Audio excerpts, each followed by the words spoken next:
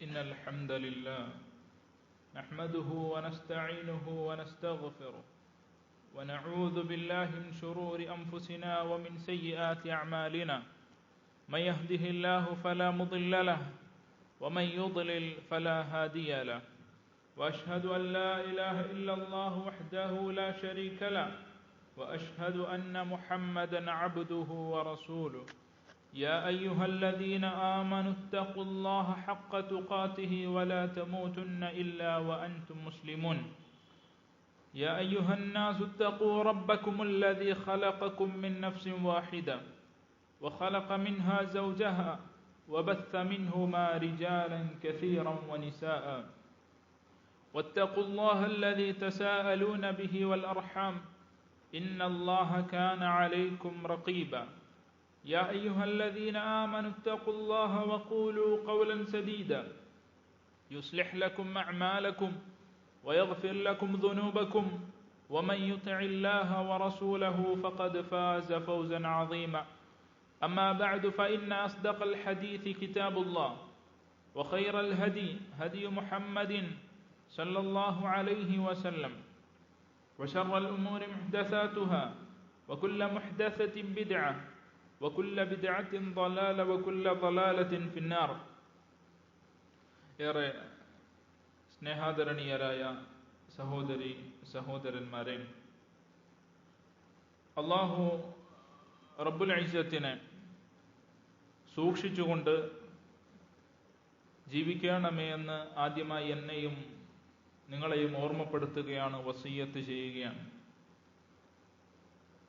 ഇമാം ഇബ്നു ഖുദാമ റഹിമഹുല്ലാ അദ്ദേഹത്തിന്റെ കിതാബു തവ്വാബീൻ അതിൽ രേഖപ്പെടുത്തിയ ഒരു സംഭവം കാണാം. അബ്ദുൽ വാഹിദ് ഇബ്നു സെയ്ദ് എന്ന വ്യക്തി കപ്പലിലൂടെ സഞ്ചരിക്കുകയായിരുന്നു. അങ്ങനെ ആ കപ്പൽ കാറ്റിലും കോളിലും പെട്ട് പരിചയമില്ലാത്ത ഒരു സ്ഥലത്തേക്ക് ചെന്ന് അടിയുകയാണ്. അങ്ങനെ അതിലുണ്ടായിരുന്ന അദ്ദേഹം, അബ്ദുൽ വാഹിദ് എന്ന് പറയുന്ന അദ്ദേഹം, ആ നാട്ടിലേക്ക് ഇറങ്ങുകയും അവിടെയുള്ള കാര്യങ്ങളെല്ലാം നോക്കിക്കാണുകയും ചെയ്തു. ആ സമയത്ത് ഒരു വിഗ്രഹാരാധകൻ ഒരു വിഗ്രഹത്തെ ആരാധിക്കുന്നതായി, ഒരു മനുഷ്യൻ ഒരു വിഗ്രഹത്തെ ആരാധിക്കുന്നതായി അദ്ദേഹം കാണുകയാണ്. അദ്ദേഹം ചോദിച്ചു, യാ റജുൽ, ഓ മനുഷ്യ, നീ എന്തിനെയാണ് ഈ ആരാധിക്കുന്നത്? ആ മനുഷ്യൻ തന്റെ കൈകൊണ്ട് ആ വിഗ്രഹത്തെ ചൂണ്ടിക്കാണിച്ചു കൊടുത്തു. വിഗ്രഹത്തെ ആണ് ഞാൻ ആരാധിക്കുന്നത്. അദ്ദേഹം തിരിച്ചു പറഞ്ഞു, എന്റെ കൂടെ ഈ കപ്പലിൽ ഈ വിഗ്രഹങ്ങൾ ഉണ്ടാക്കി വിൽക്കുന്ന ആളുണ്ട്. വിഗ്രഹം ഉണ്ടാക്കി വിൽക്കുന്ന ആൾ നമ്മുടെ കൂടെയുണ്ട്. അതുകൊണ്ട് ഈ ഇങ്ങനെയുള്ള വിഗ്രഹങ്ങളെയല്ല താങ്കൾ ആരാധിക്കേണ്ടത്. കാരണം വിഗ്രഹം എന്നത് ഒരു മനുഷ്യ നിർമ്മിതിയാണ്. അതിനെയല്ല നിങ്ങൾ ആരാധിക്കേണ്ടത്. ആ മനുഷ്യൻ തിരിച്ചു ചോദിച്ചു, ഫഅൻതും ലിമൻ തഅബുദൂൻ, നിങ്ങൾ ആരെയാണ് ആരാധിക്കുന്നത്? അദ്ദേഹം പറഞ്ഞു, അല്ലാഹുവിനെയാണ്. ആ മനുഷ്യൻ തിരിച്ചു ചോദിച്ചു, ആരാണ് അല്ലാഹ്?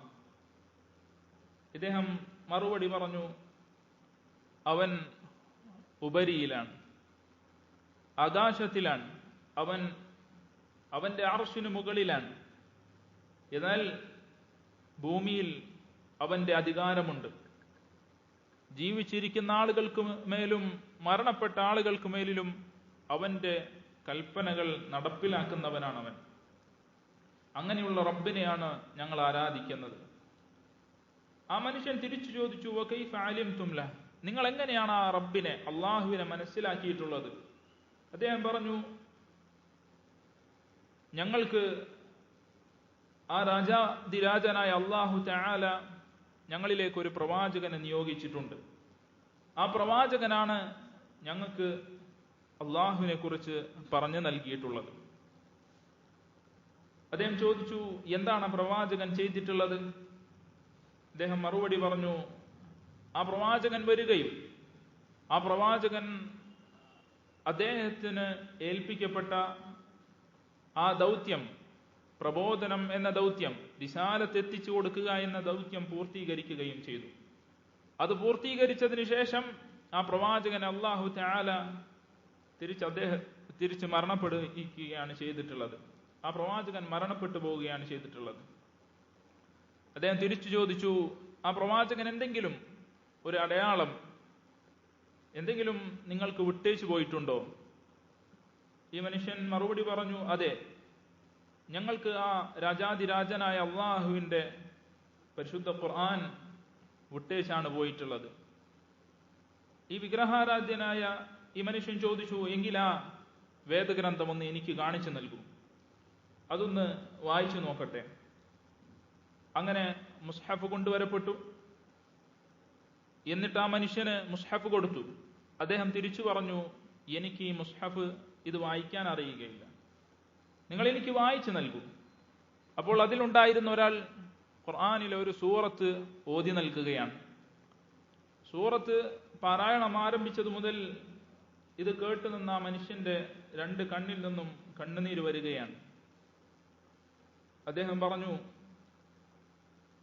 എന്തൊരു സംസാരമാണിത്, ഇങ്ങനെയുള്ള സൃഷ്ടാവിന്റെ കൽപ്പന നമ്മൾ ധിക്കരിക്കാൻ പാടില്ല എന്ന് പറഞ്ഞുകൊണ്ട് അദ്ദേഹം മുസ്ലിം ആവുകയാണ്. അങ്ങനെ അദ്ദേഹത്തെയും കൂട്ടി അബ്ദുൽ വാഹിദ് എന്ന് പറയുന്ന ഈ മനുഷ്യൻ വീണ്ടും യാത്ര തുടർന്നു കപ്പലിൽ. അങ്ങനെ രാത്രിയായി. ഇസ്ലാമിനെ കുറിച്ച് അദ്ദേഹം പഠിച്ചു മനസ്സിലാക്കുന്നുണ്ട്. രാത്രിയായ സമയത്ത് ഈ പുതുതായി ഇസ്ലാമിലേക്ക് വന്ന വ്യക്തി ചോദിച്ചു, അല്ല, നിങ്ങളുടെ നിങ്ങൾ ആരാധിക്കുന്ന ആരാധ്യനുണ്ടല്ലോ, രാത്രിയിൽ ഉറങ്ങുമോ? അദ്ദേഹം മറുപടി പറഞ്ഞു, ലാ യാ അബ്ദല്ലാഹ്, ഇല്ല, അള്ളാഹു ഉറങ്ങുകയില്ല. അവന് യാതൊരു ന്യൂനതകളുമില്ല, അവൻ എല്ലാം നിയന്ത്രിക്കുന്നവനാണ്. അദ്ദേഹം തിരിച്ചു ചോദിച്ചു, ഉറങ്ങാത്തൊരു യജമാനനുണ്ട് എങ്കിൽ നിങ്ങൾ എന്തുകൊണ്ടാണ് യാതൊരു പണിയെടുക്കാതെ കിടന്നുറങ്ങുന്നത്? അങ്ങനെ ഈ സംസാരം ഈ മനുഷ്യന് വളരെ അത്ഭുതകരമായി തോന്നി. അങ്ങനെ തന്റെ നാട്ടിലേക്കെത്തി അവിടെയുള്ള ആളുകളോട് ഈ മനുഷ്യൻ പറഞ്ഞു, ഇത് പുതുതായി ഇസ്ലാമിലേക്ക് കടന്നു വന്ന ഒരു മനുഷ്യനാണ്, അതുകൊണ്ട് നിങ്ങൾ എന്തെങ്കിലും സമ്പത്ത് ഒരുമിച്ച് കൂട്ടി ആ മനുഷ്യന് കൊടുത്താൽ അത് അദ്ദേഹത്തിന് ഏറെ സഹായമാകും. അദ്ദേഹം പറഞ്ഞ മറുപടി, ലാ ഇലാഹ ഇല്ലല്ലാഹ്, അല്ലാഹു അല്ലാതെ ആരാധനക്കർഹനിൽ. അത്ഭുതത്തോടെ പറയുകയാണ്, നിങ്ങളാണ് എനിക്ക് മനോഹരമായ യഥാർത്ഥ വഴി കാണിച്ചു നൽകിയിട്ടുള്ളത്. ഞാനാകട്ടെ ആ ഒരു സ്ഥലത്ത് വിഗ്രഹാരാധന കഴിച്ചുകൂട്ടുന്ന വ്യക്തിയായിരുന്നു. അങ്ങനെ വിഗ്രഹാരാധനയിൽ കഴിച്ചുകൂട്ടിയ സമയത്ത് അല്ലാഹു തആല എനിക്ക് ഭക്ഷണം നൽകിയിട്ടുണ്ട്, റിസ്ക് നൽകിയിട്ടുണ്ട്, ഉപജീവനം നൽകിയിട്ടുണ്ട്. അള്ളാഹുവിനെ ധിക്കരിക്കുന്ന സമയത്ത് അവൻ എനിക്ക് ഉപജീവനം നൽകിയിട്ടുണ്ട് എങ്കിൽ, അള്ളാഹുവിനെ അനുസരിക്കുന്ന സമയത്ത്, അള്ളാഹുവിനെ മനസ്സിലാക്കിയ സമയത്ത്, അള്ളാഹുവിന് മാത്രം ഇബാദത്ത് ചെയ്യുന്ന സമയത്ത് അവൻ എന്നെ കൈയൊഴിയും എന്നാണോ നിങ്ങൾ വിചാരിക്കുന്നത് എന്ന് പറഞ്ഞുകൊണ്ട് ആ മനുഷ്യൻ അവർ നൽകാൻ വിചാരിച്ച ആ സമ്പത്ത് അത് വേണ്ട എന്ന് പറയുകയാണ്. അള്ളാഹു എനിക്ക് റിസ്ക് നൽകും, ഞാൻ അവനെ ധിക്കരിക്കുന്ന കാലത്ത് അവൻ എനിക്ക് ഭക്ഷണം നൽകിയിട്ടുണ്ട് എങ്കിൽ ഞാൻ അള്ളാഹുവിനെ അനുസരിക്കുന്ന സമയത്തും അവൻ എനിക്ക് ഭക്ഷണം നൽകും എന്ന മതിയായ തവക്കുൽ അദ്ദേഹത്തിന്റെ ജീവിതത്തിൽ നിന്ന് നമുക്ക് വലിയ പാഠങ്ങളാണ് പഠിപ്പിച്ചു നൽകുന്നത്. പ്രത്യേകിച്ച് റമദാൻ കഴിഞ്ഞു നിൽക്കുന്ന ഈ സന്ദർഭത്തിൽ ദുനിയാവിന്റെ വിഷയത്തിൽ നമുക്ക് അങ്ങേയറ്റത്തെ തവക്കുലുണ്ടാകണം. അതേപോലെ തന്നെ നമ്മുടെ ദീനിന്റെ വിഷയത്തിലും ആരാധനയുടെ വിഷയത്തിലും നമുക്ക് അള്ളാഹുവിനോട് അങ്ങേയറ്റത്തെ തവക്കുലുണ്ടാകണം. നമ്മുടെ കാര്യങ്ങളെല്ലാം ബരമേൽപ്പിക്കേണ്ടത് അള്ളാഹുവിൽ മാത്രമാണ്. നമ്മൾ സൂറത്തുൽ ഫാത്തിഹയിൽ നിരന്തരം ഓതുന്ന ആയത്ത് എന്താണ്? ഇയ്യാക നഅ്ബുദു വ ഇയ്യാക നസ്തഈൻ. നിന്നെ മാത്രമാണ് ഞങ്ങൾ ആരാധിക്കുന്നത്, നിന്നോട് മാത്രമാണ് ഞങ്ങൾ സഹായം ചോദിക്കുന്നത്. അള്ളാഹുവിനെ ആരാധിക്കാൻ അള്ളാഹുവിന്റെ സഹായം ആവശ്യമാണ്. അവനുള്ള ഇബാദത്തുകൾ ചെയ്യാൻ. ഇബാദത്തുകൾ ചെയ്യാൻ അള്ളാഹുവിന്റെ സഹായമുണ്ടാകണം. എന്നാലേ വേണ്ട രൂപത്തിൽ അത് നിർവഹിക്കാൻ സാധിക്കുകയുള്ളൂ. അതുകൊണ്ട് പ്രിയമുള്ളവരെ, നമ്മുടെ ഇബാദത്തിന്റെ വിഷയത്തിൽ അള്ളാഹുവിൽ തവക്കുലാക്കുകയും അള്ളാഹുവിനോട് സഹായം ചോദിക്കുകയും ചെയ്യണം. ഫഅബ്ദുഹു വതവക്കൽ അലൈഹി, അള്ളാഹുവിനെ ആരാധിക്കുകയും അള്ളാഹുവിൽ തവക്കുൽ ചെയ്യുകയും ചെയ്യുക. നമ്മൾ വീട്ടിൽ നിന്ന് പുറത്തു പോകുമ്പോൾ എന്താണ് പറയുക? ബിസ്മില്ലാ തവക്കൽതു അലല്ലാഹ്, അള്ളാഹുവിൽ തവക്കുലാക്കിയിരിക്കുന്നു. അള്ളാഹുവിന്റെ നാമത്തിലാണ് നമ്മൾ പുറപ്പെടുന്നത്. അങ്ങനെ അള്ളാഹുവിൽ കൃത്യമായ തവക്കുൽ ഉണ്ടായിരിക്കണം നമുക്ക് ഓരോ ആളുകൾക്കും. പ്രിയമുള്ളവരെ, മൂസാ നബി അലൈഹിസ്സലാമിന്റെ സംഭവം നമുക്ക് എല്ലാവർക്കും അറിയുന്നതാണ്. അദ്ദേഹം മൂസാ നബി അലൈഹിസ്സലാം തന്റെ സമുദായത്തോടൊപ്പം കടലിന് മുമ്പിൽ വന്ന് നിൽക്കുകയാണ്.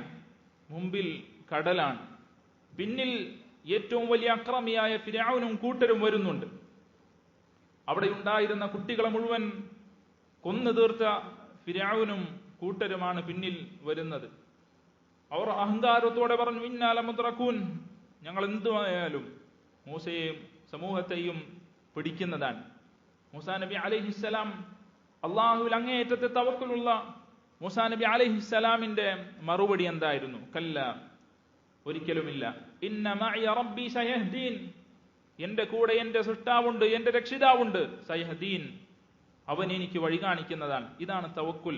മുമ്പിൽ അതാ മുഴുവൻ, മുമ്പിൽ കടലാണ്, പിറകിൽ ഫിർഔനിന്റെ സൈന്യമുണ്ട്. ഇങ്ങനെ വഴിമുട്ടി എന്ന് തോന്നുന്ന സമയത്ത് ഹൃദയം അള്ളാഹുവിൽ അർപ്പിക്കുകയും അള്ളാഹുവിൽ പ്രതീക്ഷ വെക്കുകയും ചെയ്യുക.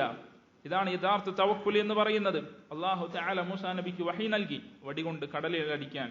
അങ്ങനെ ആ കടൽ അത് പിളരുകയും നടക്കാൻ പാകത്തിന് ഒരു വഴി അതിൽ വരികയും ചെയ്തു. മൂസയും ബാക്കിയുള്ള സമുദായവും അതിലൂടെ രക്ഷപ്പെടുന്നതാണ് നമ്മൾ കണ്ടിട്ടുള്ളത്. അതുകൊണ്ട് പ്രിയമുള്ളവരെ, അല്ലാഹു തആല പറഞ്ഞില്ലേ, വമൻ യത്തഖില്ലാഹ യജ്അൽ ലഹു മഖ്റജ, ആരെങ്കിലും അല്ലാഹുവിനെ ഇതാവണ്ണം സൂക്ഷിച്ചാൽ അള്ളാഹു അവന് ഒരു പോം വഴി ഉണ്ടാക്കി കൊടുക്കുന്നതാണ്, എളുപ്പമുണ്ടാക്കി കൊടുക്കുന്നതാണ്. വയർസുഖുഹു മിൻ ഹൈതു ലാ യഹ്തസിബ്, അവൻ പ്രതീക്ഷിക്കാത്ത മാർഗങ്ങളിലൂടെ അള്ളാഹു അവന് ഉപജീവനം നൽകും. വമൻ യതവക്കൽ അലല്ലാഹി ഫഹുവ ഹസ്ബു, ആരാണോ അള്ളാഹുവിൽ തവക്കുലാക്കിയിട്ടുള്ളത് അവൻ അള്ളാഹു തന്നെ മതിയായതാണ്. പ്രവാചകനോട് അള്ളാഹു തആല ഓർമ്മപ്പെടുത്തി, യാ അയ്യുഹൻ നബി ഹസ്ബുകല്ലാഹ്, പ്രവാചകരെ താങ്കൾക്ക് അള്ളാഹു മതിയായവനാണ്. അതുകൊണ്ട് പ്രിയമുള്ളവരെ, അള്ളാഹുവിൽ തവക്കുലാക്കുക. എങ്ങനെയാണ് അള്ളാഹുവിൽ തവക്കുലാക്കേണ്ടത്? അതിൽ ഏറ്റവും പ്രധാനമായി വേണ്ടത് അള്ളാഹുവിനെ കുറിച്ചുള്ള കൃത്യമായ അറിവാണ്. അള്ളാഹുവിനെ കുറിച്ച് മനസ്സിലാക്കാത്ത ഒരാൾക്ക് അള്ളാഹുവിൽ തവക്കുലാക്കുക സാധ്യമല്ല. അള്ളാഹുവിൽ തവക്കലാക്കണോ, അള്ളാഹുവിനെ കുറിച്ച് കൃത്യമായി അറിയണം. അള്ളാഹുവിനെ കുറിച്ചുള്ള അറിവ് അവന്റെ നാമവിശേഷണങ്ങളിലൂടെ നമ്മൾ പഠിക്കേണ്ടതുണ്ട്, മനസ്സിലാക്കേണ്ടതുണ്ട്. അള്ളാഹു ഉദ്ദേശിച്ച ഒരു കാര്യമല്ലാതെ ഈ ഭൂമിയിൽ നടക്കുകയില്ല എന്ന് ഉറപ്പ് വേണം. അള്ളാഹു തീരുമാനിച്ച കാര്യങ്ങൾക്കപ്പുറം ഒന്നും ഈ ഭൂമിയിൽ സംഭവിക്കുകയില്ല എന്ന ഉറപ്പുണ്ടോ? അതാണ് തവക്കുലിന്റെ ഒന്നാമത്തെ പടി. അള്ളാഹുവിനെ കുറിച്ച് കൃത്യമായുള്ള അറിവ് വേണം, വിജ്ഞാനമുണ്ടാകണം. അതിനുശേഷം അള്ളാഹു നിശ്ചയിച്ചിട്ടുള്ള അസ്ബാബുകളുണ്ട്, കാരണങ്ങളുണ്ട്, അത് നമ്മൾ സ്വീകരിക്കണം.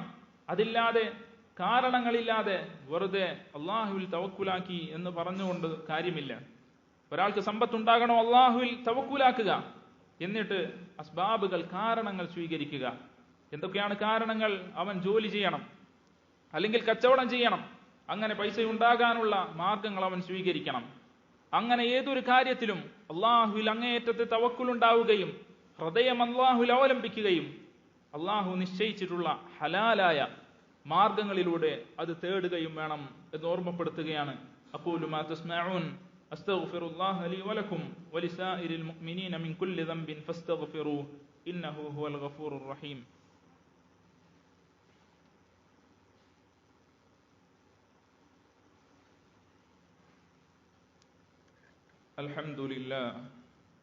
അൽഹംദുലില്ലാഹി റബ്ബിൽ ആലമീൻ വസ്സലാത്തു വസ്സലാമു على أشرف الأنبياء والمرسلين وعلى آله وصحبه أجمعين أما بعد. പ്രിയമുള്ളവരെ, നമ്മളാരും നമ്മളുടെ തീരുമാനപ്രകാരമല്ല ഈ ഭൂമിയിൽ ജനിച്ചിട്ടുള്ളത്. നമ്മളാരും തന്നെ ജനിക്കേണ്ട സ്ഥലം നമ്മളല്ല തീരുമാനിച്ചിട്ടുള്ളത്. നമ്മളുടെ മാതാപിതാക്കൾ ആരായിരിക്കണം എന്ന് നമ്മളല്ല തീരുമാനിച്ചിട്ടുള്ളത്.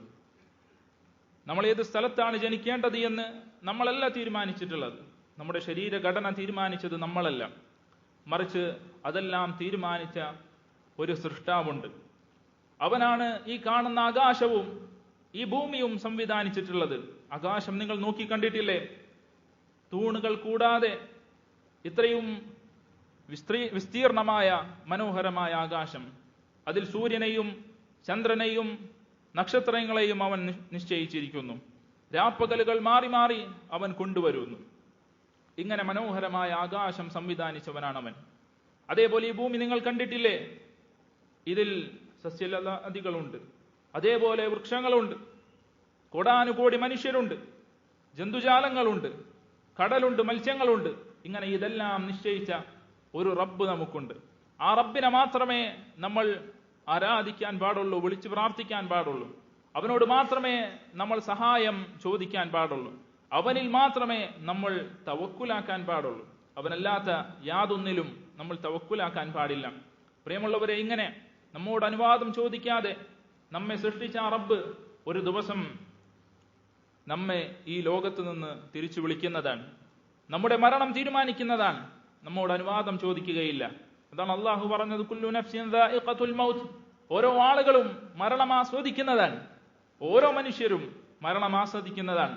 അവൻ എത്ര കെട്ടുറപ്പുള്ള കെട്ടിടത്തിലായാലും അവന്റെ അരികിലേക്ക് മരണം വന്നെത്തുന്നതാണ്.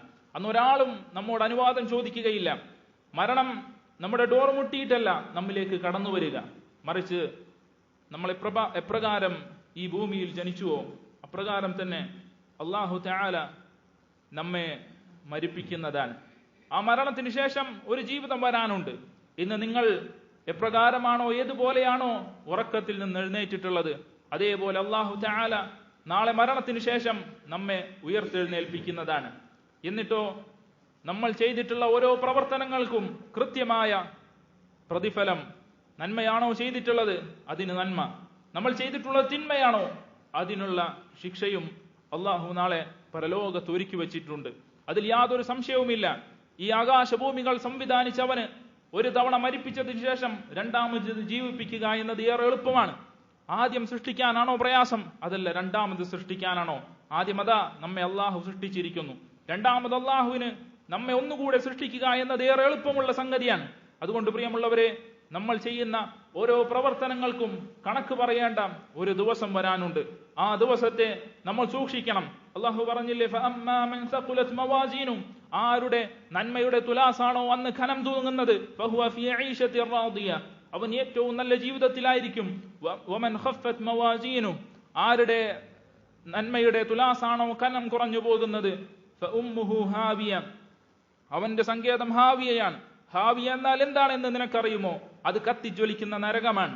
ഒരിക്കലും ഒരു തരി നേരം പോലും സമാധാനം ലഭിക്കാത്ത, ആശ്വാസം ലഭിക്കാത്ത, പ്രയാസങ്ങൾ മാത്രം നൽകുന്ന, ഒരു തരി നേരം പോലും ആശ്വാസമില്ലാത്ത കത്തിജ്വലിക്കുന്ന നരകമാണ് നാളെ നഷ്ടക്കാർക്ക് അള്ളാഹു തആല ഒരുക്കി വെച്ചിട്ടുള്ളത്. എന്നാൽ അള്ളാഹുവിനെ ഈ ഭൂമിയിൽ അനുസരിച്ച് ജീവിച്ച ആളുകൾക്കോ, അള്ളാഹുവിനെ ഈ ഭൂമിയിൽ അനുസരിച്ച് ജീവിച്ച ആളുകൾക്ക് സുഖാനുഭൂതികളുടെ സ്വർഗമാണ് അള്ളാഹു തആല ഒരുക്കി വെച്ചിട്ടുള്ളത്. അതിനു വേണ്ടിയാണ് നമ്മൾ പണിയെടുക്കേണ്ടത് എന്ന് മറന്നുപോകാൻ പാടില്ല. പ്രിയമുള്ളവരെ, എത്ര വേഗത്തിലാണ് റമദാൻ നമ്മിൽ നിന്ന് കഴിഞ്ഞുപോയത്. ഒരു മാസക്കാലം എത്ര വേഗത്തിലാണ് നമ്മിൽ നിന്ന് കഴിഞ്ഞുപോയത്. അതേപോലെ തന്നെ നമ്മുടെ ആയുസ് തീർന്നുകൊണ്ടിരിക്കുകയാണ്. അതറിയിക്കുന്നത് നമ്മുടെ ആയുസ് തീർന്നുകൊണ്ടിരിക്കുകയാണ് എന്നതാണ്. ഒരു ദിവസം അതിൽ നിന്ന് കഴിഞ്ഞുപോയാൽ, നമ്മുടെ ആയുസിൽ നിന്ന് ഒരു ദിവസം കുറവ് വന്നു. ഒരു മാസം കടന്നുപോയാൽ നമ്മുടെ ആയുസിൽ നിന്ന് ഒരു മാസം അത് കഴിഞ്ഞു പോയിരിക്കുന്നു. ഇങ്ങനെ നമ്മെ മരണത്തോട് അടുപ്പിച്ചുകൊണ്ടിരിക്കുകയാണ് ഈ സമയം എന്ന് പറയുന്നത്. അത് അവസാനം നമ്മൾ ആ മരണത്തെ കണ്ടുമുട്ടും, നമ്മൾ അല്ലാഹുവിലേക്ക് യാത്രയാകും എന്ന ബോധം നമുക്കുണ്ടാകണം. ഇന്ന് നമ്മുടെ കൂട്ടത്തിലുള്ള വൃദ്ധരായിട്ടുള്ള ആളുകൾ, അവർ ഇന്നലെ നമ്മെ പോലെ യുവാക്കളായിരുന്നു. ഇന്ന് നമ്മൾ പഴയതായി കാണുന്ന കെട്ടിടങ്ങൾ അത് ഇന്നലകളിൽ പുതിയതായിരുന്നു. നമ്മൾ ഇന്ന് കാണുന്ന പഴയ വാഹനങ്ങൾ അത് ഇന്നലകളിൽ പുതിയതായിരുന്നു. കാലം മുമ്പോട്ട് പോകും തോറും അതതാ പഴയതായി വരുന്നു. അതേപോലെ നമ്മുടെ താടിയും നരക്കുന്നതാണ്, നമ്മുടെ രോമങ്ങൾ അതിന് നിരബാധിക്കുന്നതാണ്. നമുക്കും നമ്മുടെ തൊലിയും ചുളുങ്ങി വരുന്നതാണ്. കാലം മുന്നോട്ട് പോകും തോറും നമ്മളും പഴയതായി അവസാനം വെറും പേര് മാത്രമായി അങ്ങനെ നമ്മൾ ഈ ഭൂമിയിൽ നിന്ന് വിട പറയേണ്ടവരാണ് എന്ന് മറക്കാൻ പാടില്ല. എത്ര വേഗത്തിലാണോ റമദാൻ നമ്മിൽ നിന്ന് കടന്നുപോയത്, അതേപോലെ തന്നെ നമ്മുടെ ആയുസ് നമ്മിൽ നിന്ന് കടന്നുപോകും. നമ്മൾ അല്ലാഹുവിനെ കണ്ടുമുട്ടേണ്ടവരാണ്. അതുകൊണ്ട് പ്രിയമുള്ളവരെ, അവൻ ഇഷ്ടമില്ലാത്ത കാര്യങ്ങൾ നമ്മുടെ ജീവിതത്തിൽ ഉണ്ടാകാൻ പാടില്ല. അല്ലാഹുവിന് എന്താണോ തൃപ്തിയുള്ളത് അതിലായിരിക്കണം നമ്മുടെ ജീവിതം ചെലവഴിക്കേണ്ടത്. അത് നമ്മൾ പഠിച്ച് മനസ്സിലാക്കുകയും നമ്മുടെ ജീവിതം യഥാർത്ഥ രൂപത്തിൽ അവന് തൃപ്തിയുള്ളതിൽ ആക്കി മാറ്റാൻ നാം ഓരോരുത്തരും ശ്രദ്ധിക്കേണ്ടതുണ്ട് എന്ന് ഓർമ്മപ്പെടുത്തുകയാണ്. അല്ലാഹു തആല നമ്മിൽ നിന്ന് വന്നുപോയ ചെറുതും വലുതുമായ എല്ലാ തെറ്റുകുറ്റങ്ങളും പുറത്തു മാപ്പാക്കി നൽകുമാറാകട്ടെ. നമ്മിൽ പ്രയാസപ്പെടുന്ന ആളുകൾക്ക് അവരുടെ പ്രയാസങ്ങൾ അല്ലാഹു തആല നീക്കി നൽകുമാറാകട്ടെ. രോഗം കൊണ്ട് പ്രയാസപ്പെടുന്ന ആളുകൾക്ക് അവരുടെ രോഗം അല്ലാഹു ശിഫാ നൽകി അനുഗ്രഹിക്കുമാറാകട്ടെ. അല്ലാഹു മുസ്ലിം രാജ്യങ്ങൾക്ക് നിർഭയത്വം നൽകുമാറാകട്ടെ. പ്രയാസപ്പെടുന്ന എല്ലാവരുടെയും പ്രയാസങ്ങൾ അല്ലാഹു തആല മാറ്റി നൽകുമാറാകട്ടെ. اللهم ربنا تقبل منا إنك أنت السميع العليم وتب علينا إنك أنت التواب الرحيم. اللهم أعز الإسلام والمسلمين وأذل الشرك والمشركين ودمر أعداءك أعداء الدين. وصلى الله وسلم وبارك على نبينا محمد وعلى آله وصحبه أجمعين.